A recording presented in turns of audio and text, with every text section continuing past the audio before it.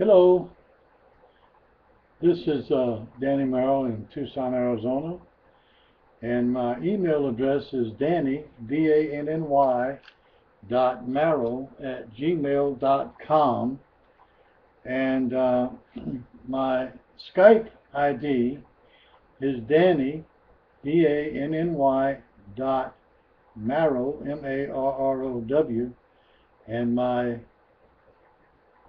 cell phone is 520-390-1393. The subject this evening is guns. We are extremely sorry that recently, such as the movie theater in Colorado, so many people were shot down and murdered and others injured. And then recently at this at this school where so many children were murdered and others injured, and we've had this going on now for some time in the United States. I personally am a pro-gun advocate. I make no apology for it. The National Rifle Association is not a terrorist association, as one idiot described it. That's a governor or congressman or somebody who thinks he's important. I want to remind people that we as Americans, I'm talking about legal Americans born in this country, have a right to bear arms. Period. You're not going to stop violence by trying to take control of all of the weapons that people own. And there's nothing wrong with a man who is a legal gun owner of having an AR-15 or any other type of weapon that he would want to buy, short from artillery shells and artillery weapons and a tank. But I see nothing wrong with anything that a person who is a legal gun owner can add any gun to his collection that he wants to add. I'm sure that many of you know that there are many collectors in America who have machine guns in their private collection. And this cry out that you're going to stop people who are mentally disturbed from getting a gun is living in another world. You're not going to stop it. You're not going to stop criminals from getting their hands on guns. There's over 220 countries in the world, and people can always get guns from other countries, not just from the United States, if they're after, illegal activities. But I strongly recommend, and I want to repeat, I strongly recommend that every legal person in America that's an American citizen buy a gun, because we're headed for, I believe, a second civil war in the United States of America. And what the people on the left and this administration under the leader of the Kenyan-Indonesian Barack Hussein Obama is they're trying to take the guns away from the people, just as Venezuela's Hugo Chavez did, and Cuba's Fidel Castro did, and the Russians did, and so forth and so on. The problem in America is the government, not the people.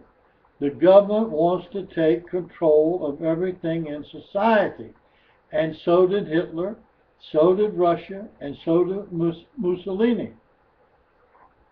And as a result of this dream that government can do better for the people than the people can do for themselves, in World War II cost 60 million lives. I don't know how many lives it's going to end up costing in the United States of America, but I personally, as an American, do not believe the American people will stand by and let this become a socialist, communist, Muslim government. They are not going to do it. They will rise up and they will fight with guns, bricks, hammers, or whatever. By the way, All these people right now that are screaming about the guns in America, what about Russia, who sold the MiG fighters and sold the guns to Syria, and they have killed 60,000 people with weapons purchased from Russia and from Iran. I don't see anybody complaining about that. No, the Indonesian, Kenyan person in the White House, he holds hands with the Russian ambassador. Well, that's okay, but it's not okay for him to condemn the Russians of the weapons that they're selling that's killing 60,000 people as of today of the citizens of Syria. And the Russians were selling weapons to Libya, to Iraq, as well as the Iranians. And the Iranians and the Russians have put weapons into the hands of the government of Venezuela and put hands into the drug dealers in the cartels in Mexico. But now they want to act sacrimoniously.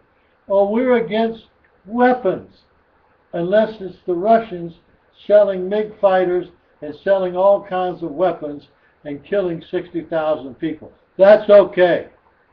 And the Russians giving guns and information to Iran, including nuclear technology, to kill millions of people. Well, that's okay.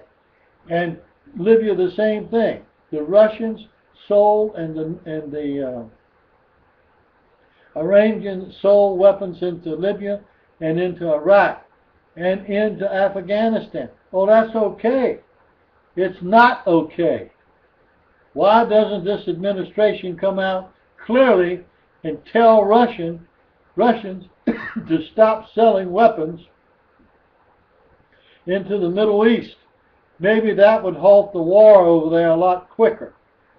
I have no respect for the Russians government at all. And I don't belong to any right-wing organization, left-wing organization, middle organization, or anybody else. I'm speaking as one American citizen. By the way, I've got proof that I was born in America. I can't say that for some other people. Ladies and gentlemen, we are in a decline in this country unprecedented in the history of the world. Our economy, I'm sure you heard the story of the man that bought a watermelon for 25 cents. He was in the watermelon business, and he sold the watermelon for 25 cents. Well, he didn't stay in business long because he wasn't making a profit.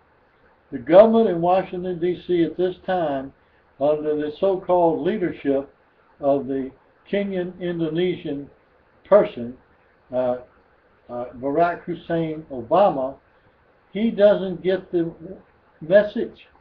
You cannot keep spending money without having profit or revenue to cover those expenses. It's now 16, 17, going on 18 trillion dollars. Trillion dollars. And he keeps wanting to spend. I am very sorry that the American people don't have sense enough to impeach this liar and this thief. And I want to go back to the subject that I initially stated. You will never, I want to repeat it, you will never, I'll repeat it a third time, you will never stop violence in the United States of America or anywhere else in the world. If they can't get a gun to shoot you and kill you, they'll get a rope and hang you. Or they'll get a brick and beat you over the head.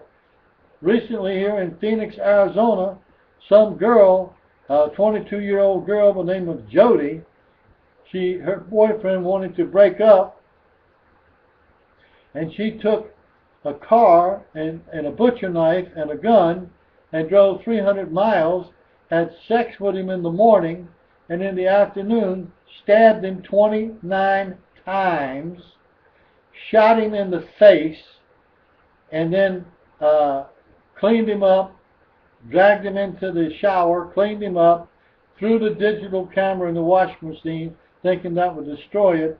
And the police fortunately were able to recover the SIM card, and they got everything on tape, on video, that she had sex with the man, and that she took pictures of her after he'd been stabbed 29 times, shot in the face, and stabbed 9 times in the back of the 29 times, and that puts her at the crime scene.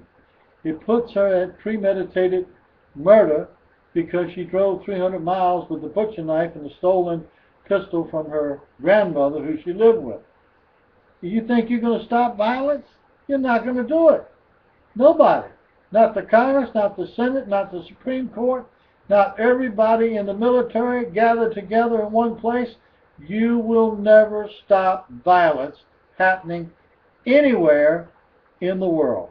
It's part of our imperfect human beings that do those tremendous crimes. There's no one perfect anywhere in the world.